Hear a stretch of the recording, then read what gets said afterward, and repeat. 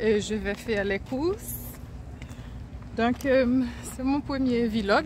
J'espère que vous allez pardonner l'amateurisme. Oui, donc là, je n'ai plus rien à manger à la maison. Je vais faire les courses. Je suis dans mon quartier. J'aime bien le quartier parce que bon, il y a des gens de différentes nationalités et des Antillais, surtout des Jamaïcains et des Haïtiens. Il y a des Trinidadiens aussi. Je n'ai pas rencontré de Martiniquais ou de Guadeloupéens. Il y a quelques Dominicains. Mais c'est bien. Quand on va au supermarché, on va au market du coin, dans les boutiques, dans les magasins, on entend différents accents. Caribéen. Bon, il y a de là-dedans. Donc c'est mon tout premier vlog. Voilà.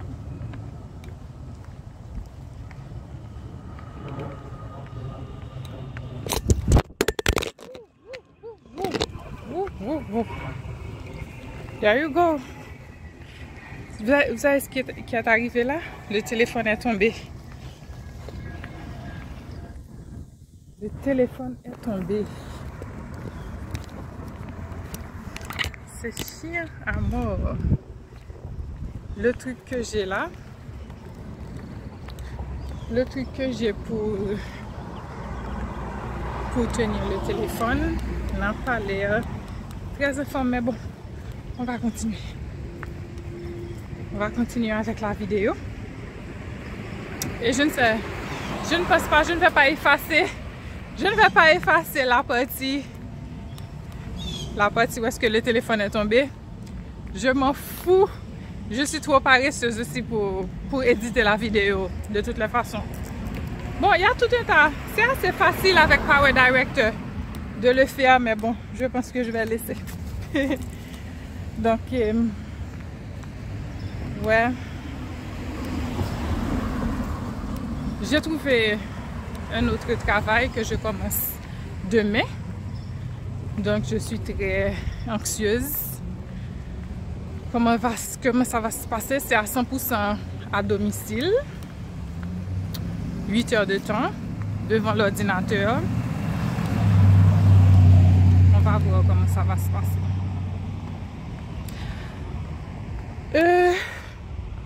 Une chose que je ne fais plus, c'est que je ne me force plus à rester dans des situations où je ne me sens pas satisfaite, où je ne me sens pas heureuse. Que ce soit dans un travail, que ce soit dans une relation amoureuse ou bien amicale. Je n'ai plus honte d'essayer. Et si ça ne marche pas, si ça ne me convient pas, je ne reste pas. Bon, dans le milieu professionnel, il y a quand même la valeur professionnelle de la loyauté qui est importante. Ou est-ce que c'est bien de prouver sa loyauté à un patron, à un travail, et les gens recherchent des employés qui vont rester avec eux le plus longtemps que possible. Je comprends. Ok, et puis il y a un investissement qui se fait aussi pour à chaque nouveau employé. Il y a une période d'adaptation, d'orientation, d'éducation. Il y a aussi les connaissances aussi que l'employé accumule, l'expérience que l'employé prend. Et quand les employés ne restent pas, c'est un perpétuel recommencement. Donc, et c'est une des raisons qui fait que la longévité d'un employé à l'intérieur d'une entreprise est importante. Une des raisons. Mais par contre, si le milieu de travail est toxique, parce que la culture qui règne à l'intérieur de l'entreprise ne favorise pas l'employé, moi je suis d'avis que vous ne restez pas. Ne restez pas dans quelque chose où est-ce que vous êtes misérable, où est-ce que vous êtes malheureux. Le week-end, vous ne pouvez pas vous détendre, vous ne pouvez pas jouir de votre week-end parce que vous pensez, mon Dieu, lundi, je vais recommencer dans cette situation, dans ce travail. Donc, non. Moi, je n'ai pas encore, malheureusement, trouvé un travail, une structure, une organisation où est-ce que je me sens à 100%, je me sens bien. Ok, je me sens bien, je me sens valorisée, le travail est structuré, le travail est organisé. Je vivais en Haïti, j'ai fait pas mal d'expériences. Malheureusement, quand il s'agit de travailler dans une organisation, dans une structure, j'ai pas été très chanceuse dans ce sens de trouver un endroit qui me convenait. Un endroit où est-ce que j'ai eu à travailler avec des gens que j'admirais, qui étaient professionnels, dans une structure bien organisée, malheureusement. Et à mon arrivée là aux États-Unis, le premier travail que j'ai trouvé, malheureusement, c'était le bordel. La structure était mal organisée et c'était difficile de travailler avec ma patronne, le staff. Bon, le staff n'était pas... J'ai été surmenée. J'ai été surmenée parce que l'agence n'est pas bien organisée. Okay? Je ne vais pas parler, c'est pas bien de parler en mal d'une expérience professionnelle. Je ne vais pas citer de nom, je ne vais pas donner de référence. Okay? Moi aussi, à un moment donné, j'ai eu une entreprise aussi et j'ai eu quelques filles qui ont travaillé pour moi, qui ont été mes employés. Donc, je sais que c'est pas facile, comme en tant que petite entreprise, petit entrepreneur, de gérer un business. J'ai beaucoup de respect pour les entrepreneurs et surtout des entrepreneurs qui viennent d'où je viens, de mon pays, et qui réussissent ailleurs. J'ai beaucoup de respect, ils ont beaucoup de mérite. Mais l'expérience de travail a été difficile et il y a eu beaucoup de conflits de personnalité, il y a eu beaucoup de jeux de pouvoir, la structure n'était pas bien organisée comme je l'ai dit. Donc j'ai laissé et j'ai trouvé autre chose. Et le fait, je n'ai pas perdu trop de temps à rester dans quelque chose qui ne me convenait pas. Il y a des gens qui font 10 ans, 11 ans, 12 ans, 5 ans, 6 ans dans un travail qui ne leur convient pas et ils font tout un tas de dépression. Ils ont beaucoup de stress, la vie, parce que vous passez 3/4 du temps dans votre travail, donc vous devez faire quelque chose qui vous satisfait. Il y a des gens qui sont... que ce qui est important pour eux, vraiment, c'est la rémunération économique, c'est-à-dire le nombre d'argent qu'ils font, la quantité d'argent qu'ils font. Leurs sous, ils s'en foutent pas mal de ce qu'ils font, où est-ce qu'ils travaillent, l'environnement, l'ambiance, depuis qu'ils sont bien payés. Mais par contre, il y a d'autres personnes, c'est la satisfaction au travail qui sont importants pour elles. Et moi, je suis parmi ces personnes. Et je peux faire un minimum en termes de salaire, mais si l'environnement de travail me convient, je me sens bien, c'est quelque chose de structuré, d'organisé, et je fais un travail qui a du sens. Et je me sens bien. Et parce que je sais qu'il y a plusieurs façons de faire et il y a plusieurs autres sources de revenus.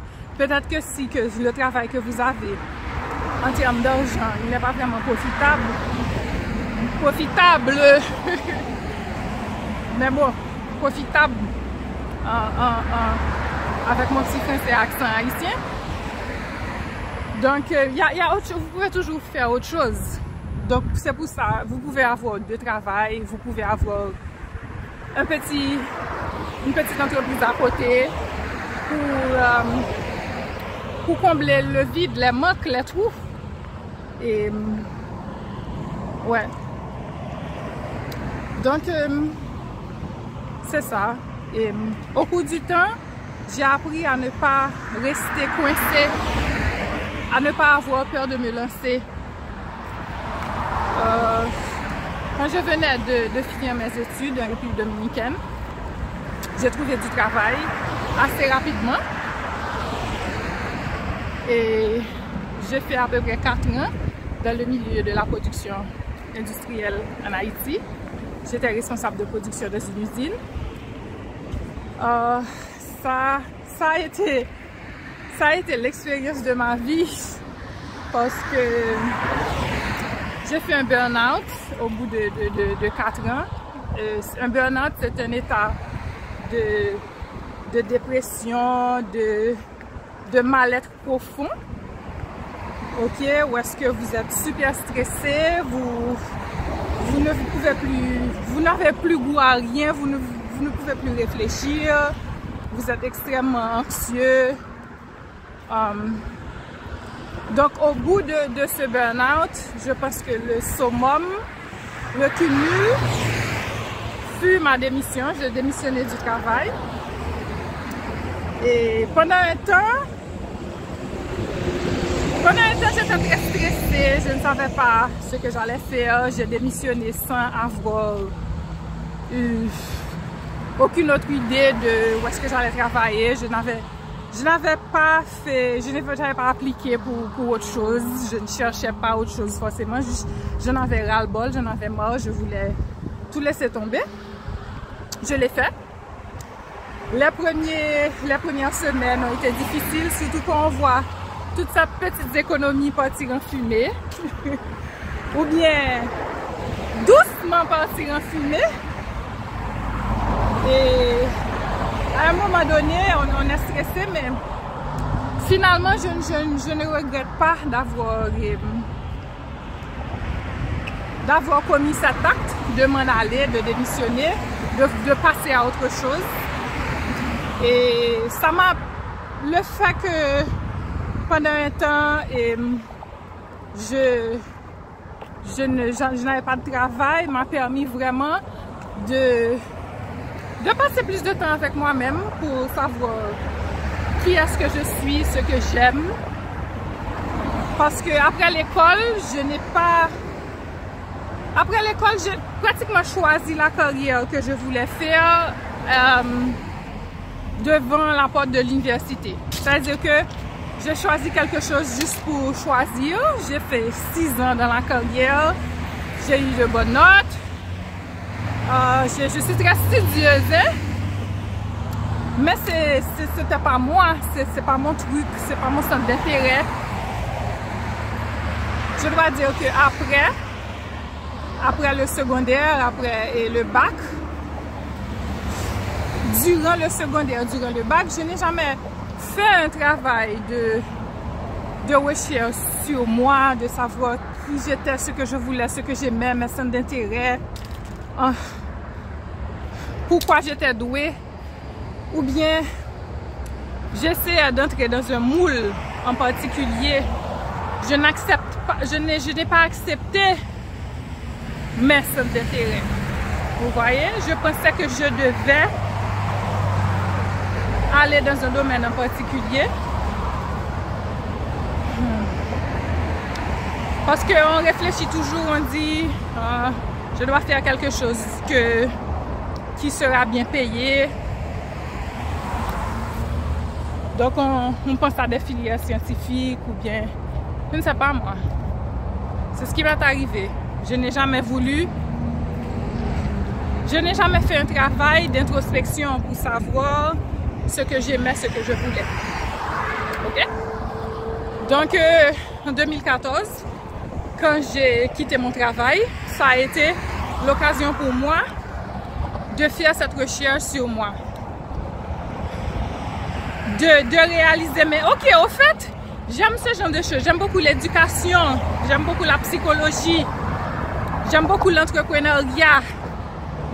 Mais ça,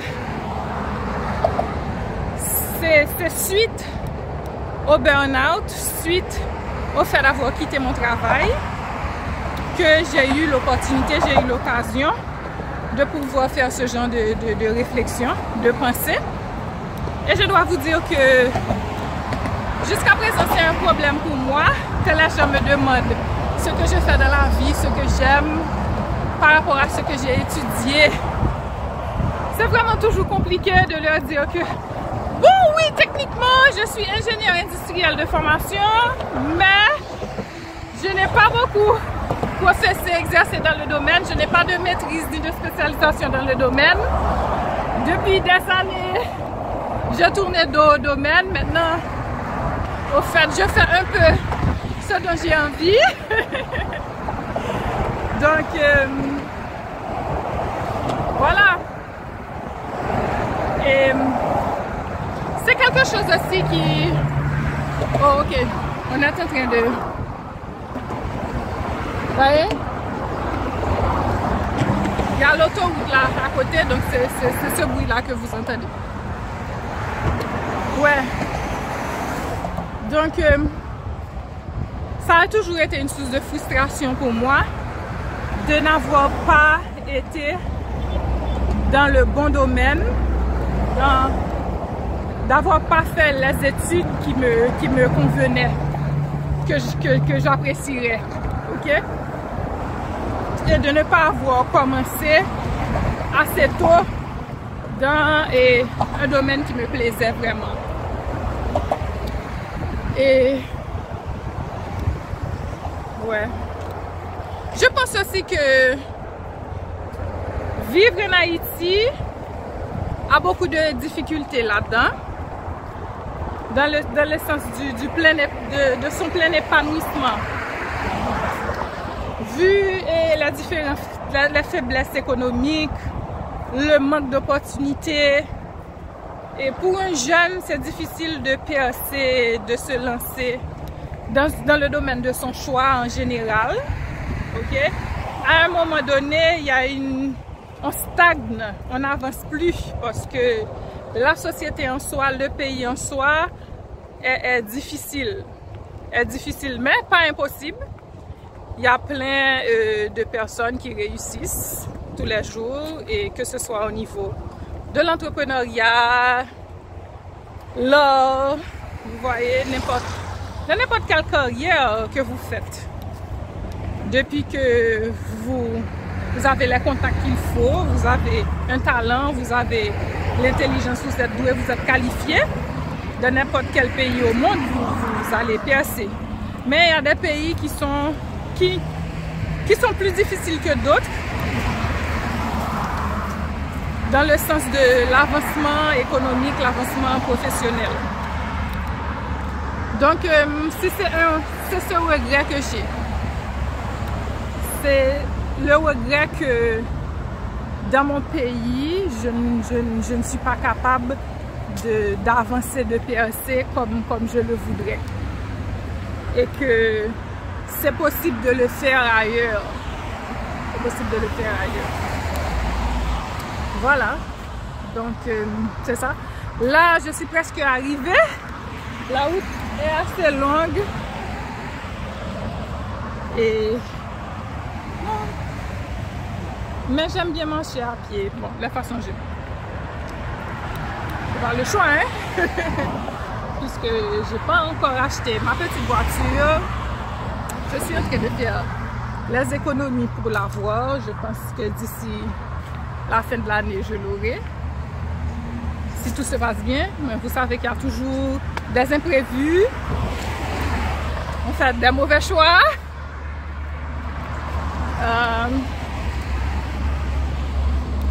C'est ça.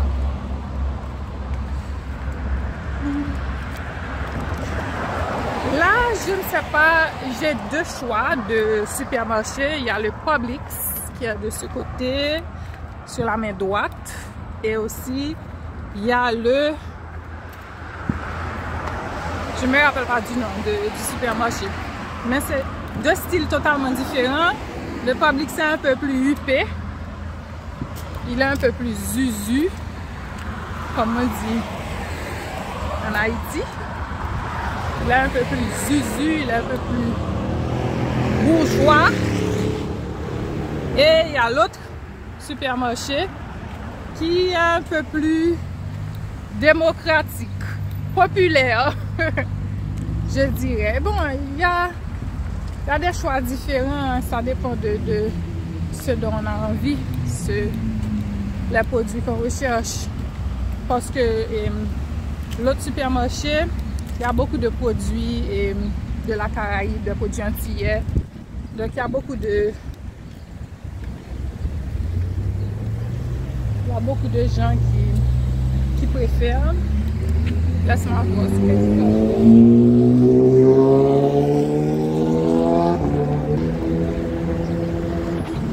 ok, je sais ce que je vais faire.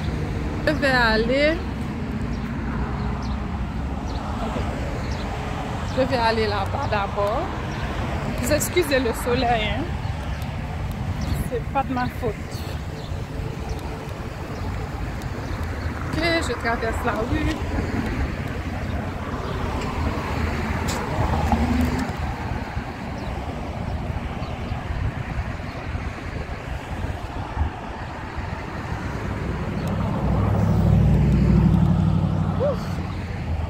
Ok, là je dois traverser encore.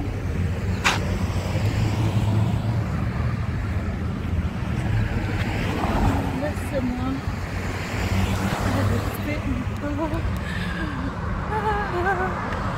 Ok. Voilà.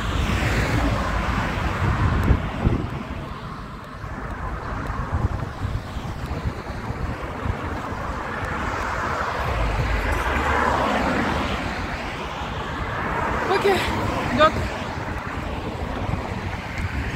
à tous ceux qui ne savent pas encore ce qu'ils veulent faire, ce qu'ils veulent apprendre, ce qu'ils veulent étudier, c'est normal. Il vous faut faire un travail sur vous, il vous faut du temps, il vous faut ne pas subir la pression sociale, l'influence de la famille pour bien savoir dans quoi vous allez vous diriger.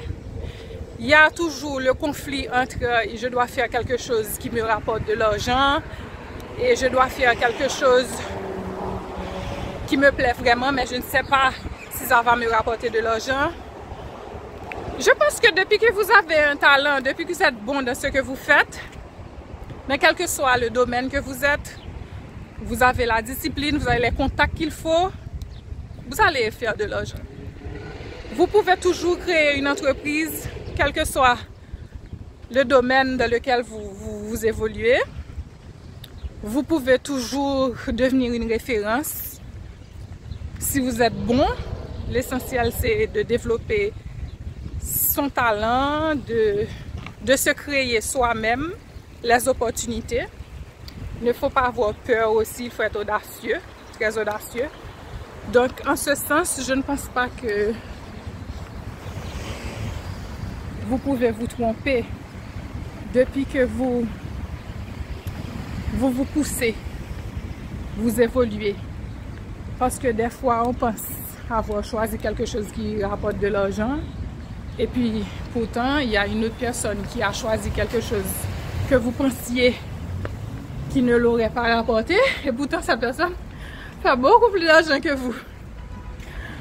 Ok? Mais je comprends, c'est difficile. Moi aussi, ça m'a pris du temps d'arriver à cette mentalité de savoir que c'est moi qui dois aller derrière les opportunités, c'est moi qui dois me créer les opportunités, et quel que soit ce que je fais, quel que soit ce que j'apprends, je peux toujours évoluer, je peux toujours changer aussi, je peux toujours me tromper ou aller à l'école encore une fois pour quelque chose d'autre. Mais moi-même, pour moi, il s'agit de ne pas sacrifier ma paix d'esprit. Ça, c'est vraiment important pour moi. Là, je suis arrivée au supermarché. Laisse-moi voir comment ça s'appelle.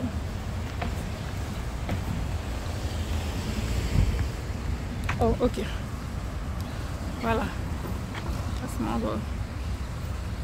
What the heck? Ok. Ça ne veut pas tourner là, le truc. Ça s'appelle Keyfood. Keyfood.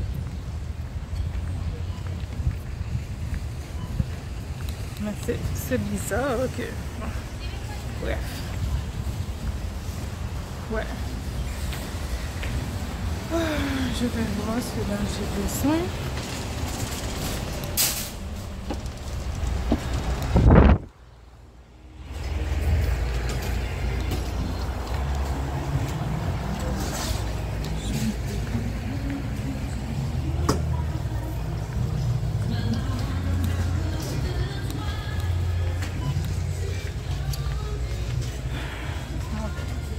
Ça. C'est tellement chaud dans la rue. Ça charge.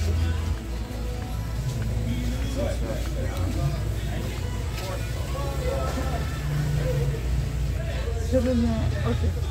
Je sais, j'ai besoin de. C'est ma petite robe.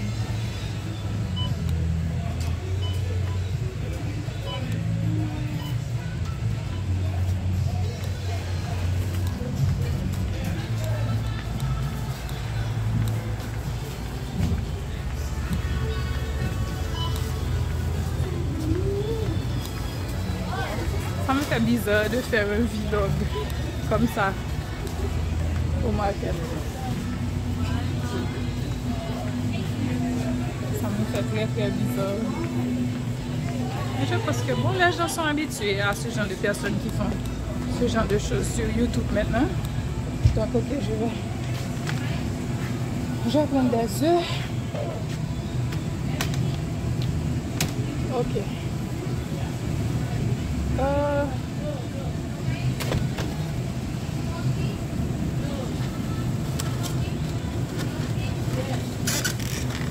Je vais prendre ces œufs-là.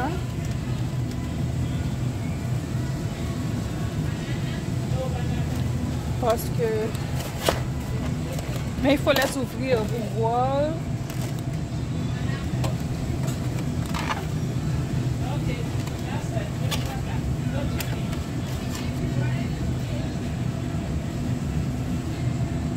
Vous voyez, par exemple celui-là.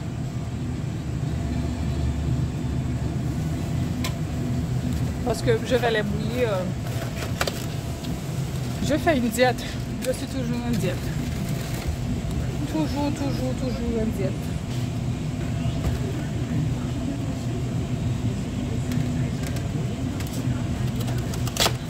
Ok, les œufs bruns. En général, je trouve que les œufs bruns sont plus... La coquille est plus épaisse que les œufs blancs. Et je vérifie là pour voir.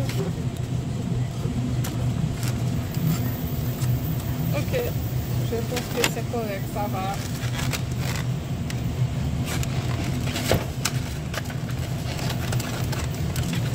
C'est bon.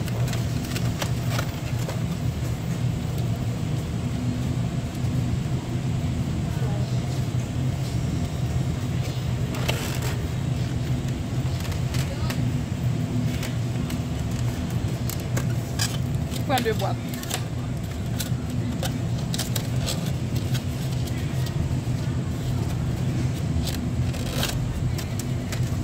Ok. Je prends deux boîtes. Ouf. Ici. Et là. Après quoi? Laisse-moi voir là.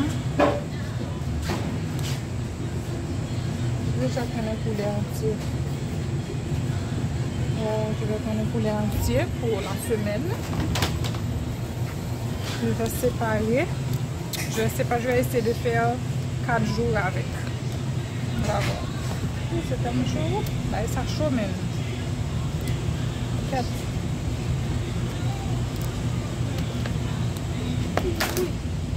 Merde. Oui. Tout le jus a coulé. On va faire du jus. Manger des messes. Je m'en commander de là à manger pour. Voyez, le choix est très intéressant. Là.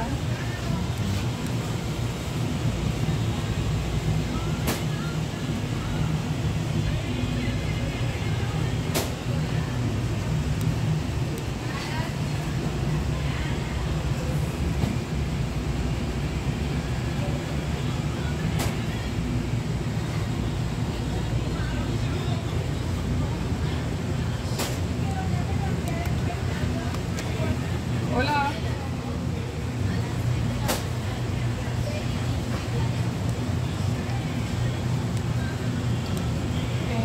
Sí, dame. Eso es pavo. Eso. It's chicken? Okay, do you have turkey? Turkey. Yes. Okay. Give me turkey, please. And I want it with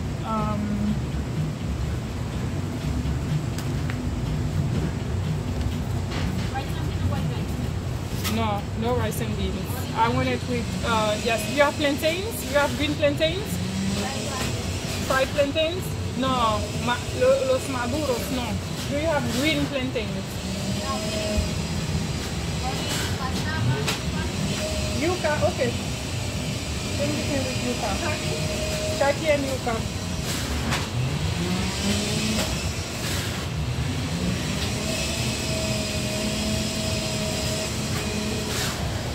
No, it's too much yuca. Un poco menos. Okay, thank you. Yeah, thank you. Do you have vegetables? Vegetables. Los vegetales. No hay.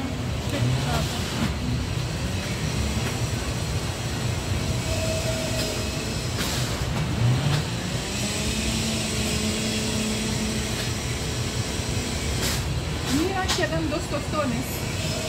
Dámelos, papá. Quedan dos. Yes, fried pancakes. Yeah, thank you.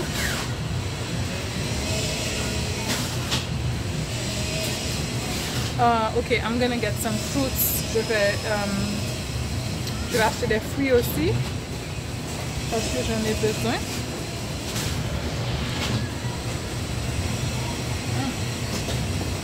Thank you. Oh.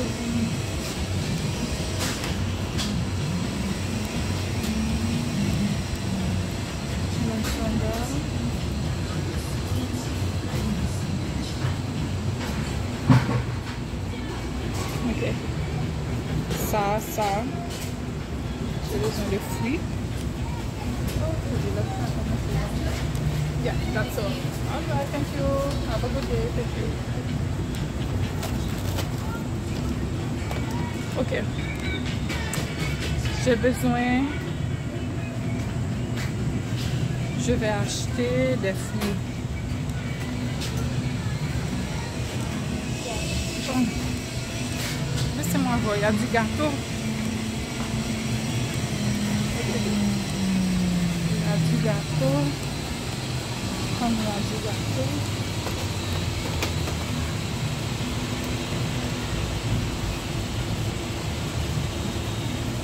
La diète commence lundi, donc je vais manger du gâteau aujourd'hui. Dried pudding. Oh. Laisse-moi voir. Sour cake. Golden coconut.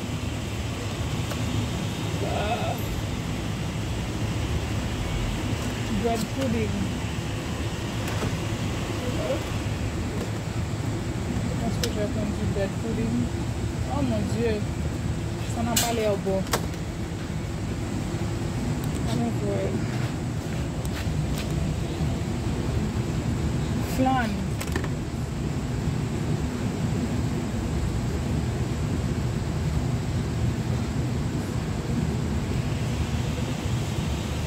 Quattro leches.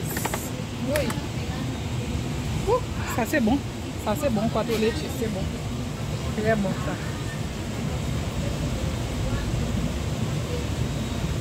Quattro leches, but it's a lot. 280 calories seulement. Je ne pense pas que c'est 280 calories seulement.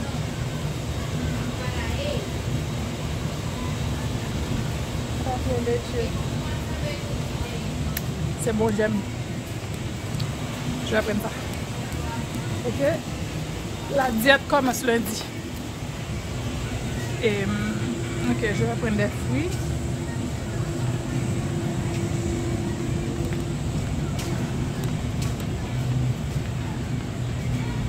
Laisse-moi voir si j'ai tout pris. Oh, je dois prendre des fruits et de la salade.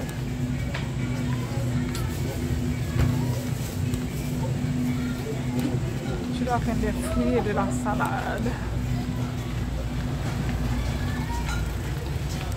J'aurais dû prendre un chariot parce que là, mon petit panier commence à être...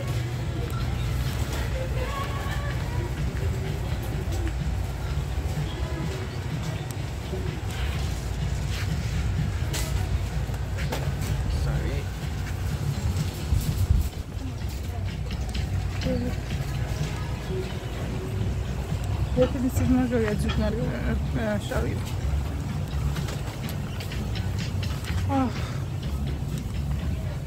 Donc.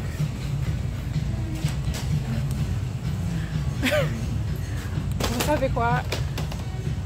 Ok, je pense qu'on va arrêter le vlog là. Parce que ça commence à être difficile de maîtriser, de gérer la situation. On va voir si je peux gérer toujours. Ok, qu'est-ce que je cherche? Je cherche des fruits. Ok, je vais prendre une banane. Je vais prendre des bananes. Banane verte. Figure verte.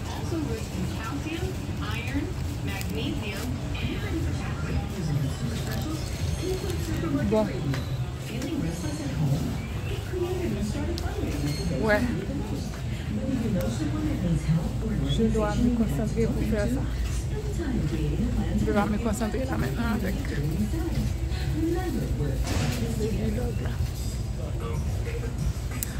Ok, donc voilà, au fait, ce que je voulais vous dire, c'est de ne pas rester bloqué trop longtemps dans quelque chose qui ne vous convient pas. Ça ne vaut pas la peine. Vous devez être satisfait, vous devez vous sentir bien dans votre peau et vous ne pouvez pas avoir peur non plus de manquer. Vous ne devez pas avoir peur du besoin au point de rester paralysé dans des choses qui ne vous conviennent pas, que ce soit dans une relation. Au sujet des relations, j'ai parlé professionnellement, vrai, je n'ai pas parlé au point de vue des relations, ma philosophie de ne pas rester dans quelque chose qui ne vous convient pas. Au cours du temps, j'ai remarqué que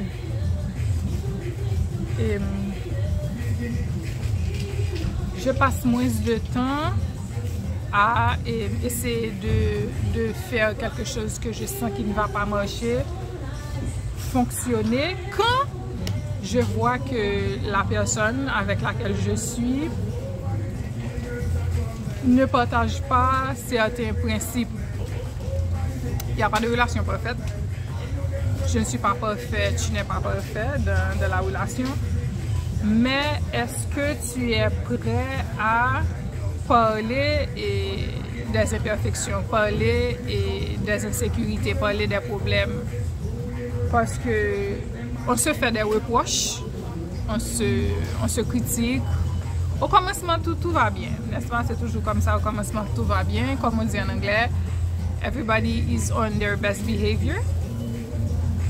Mais c'est au cours du temps qu'on réalise qu'on est deux personnes différentes, avec deux personnalités différentes, avec des problèmes, parce que, vous savez, vous avez des expériences, vous avez des traumas. Donc, est-ce qu'on est prêt? Est-ce qu'on est assez ouvert d'esprit pour pouvoir se dire ces vérités en face, sans violence, sans agressivité, et en discuter pour avancer? Si vous voyez que la personne n'est pas dans cette logique, c'est pas la peine de continuer. Parce que, par exemple, je peux faire des reproches, je peux faire des commentaires et des critiques, mais c'est dans le but de trouver une solution, de trouver une amélioration. Je ne critique pas simplement pour critiquer, je critique pour améliorer. J'espère aussi que la personne fasse de même avec moi, que la personne me critique, me fait des remarques, des commentaires pour m'améliorer. C'est pour ça que je suis dans la logique de dialogue, de communication. Bien que c'est difficile, c'est stressant, mais je suis prête à admettre que j'ai ce défaut, j'ai ce problème, tu vois, voici ce qui est arrivé, ou bien je suis prête à être ouverte, à parler de mes expériences, que ce soit sexuel, que ce soit sentimental, d'expliquer ce qui est arrivé, comment j'étais, comment je pensais. Et si la personne ne fait que vous juger, que fait que vous critiquer, ne fait que se servir de ces vérités-là que vous avez dit, vous avez osé avouer, et pour vous voir d'un mauvais œil, pour vous voir d'une mauvaise façon, ou pour justifier son point de vue de vous, son opinion sur vous déjà, ça ne vaut pas la peine. Vraiment, l'idéal, c'est de trouver un partenaire qui a une ouverture d'esprit pour reconnaître ses défauts, accepter ses défauts, vous dire vos défauts aussi, et que vous êtes en mesure d'échanger, de discuter, de parler, de réaliser qu'on est deux personnes imparfaites, que nous sommes tous les deux chargés de défauts, plein de défauts. Il n'y a pas quelqu'un qui a tort, il n'y a pas quelqu'un qui a raison. Ok? Il s'agit d'avoir assez d'intérêt l'un pour l'autre et pour parler et pour grandir ensemble et pour se dire sa vérité en face. Ok? Sans être agressif, sans être vexé. Bon, des fois c'est difficile, c'est douloureux, mais il n'y a pas de relation parfaite, il n'y a pas de personne parfaite. On a tous des problèmes. Mais si vous voyez les problèmes des autres vraiment seulement, sans réaliser que même moi aussi, je fais ça aussi exactement de la même façon, c'est même reproche, c'est même critique, je l'ai fait aussi. Très souvent, moi aussi, j'ai ce problème. Je vois seulement les défauts et puis je ne réalise pas aussi que j'ai ces défauts. Donc, quand la personne me dit que j'ai ces défauts, je suis étonnée, mais après, quand je rentre en moi, je vois que moi, c'est vrai, cette personne a raison. Donc, vous devez avoir un partenaire qui puisse être en mesure de réaliser ses problèmes, ses défauts aussi. OK? Et vous êtes dans la logique d'échanger, de vous améliorer ensemble. Si vous voyez que vous n'êtes pas intéressé à la personne à ce point et que finalement vous ne voyez pas qu'elle-même elle est dans cette mentalité, de cette logique, ne restez pas. Pourquoi? Pour prouver, pour ne pas accumuler les relations, les aventures. Bon, mon Dieu. Autre chose aussi, c'est que si vous n'essayez pas, vous n'allez jamais savoir. Parce que très souvent aussi, c'est au début ça va, au début tout est parfait, mais c'est en essayant qu'on réalise que voilà, il y a certaines différences. Est-ce que ces différences sont tolérables pour vous, acceptables? Quelle image que cette personne a de vous? Quelle image vous avez de cette personne? Est-ce que vous voyez que cette personne a une capacité d'introspection pour grandir, pour réfléchir? Est-ce qu'elle a déjà une image de vous qui est biaisée, que vous ne pouvez pas lutter contre? Quelle expérience de vie est-ce que cette personne a fait qui l'a traumatisée, qui fait qu'elle sera toujours blessée et qu'elle n'est pas en mesure, elle n'a pas la capacité, elle n'a pas les outils qu'il faut pour s'en sortir et être prête pour une nouvelle relation? Donc tout ça. Donc je vais vous laisser maintenant. Je vais continuer mes courses parce que je réalise que je ne vais jamais finir si je fais le vlog. Et le vlog commence à être très très long. Donc d'accord. Et on se voit une prochaine fois pour une vidéo ou bien un vlog encore. D'accord. Bye.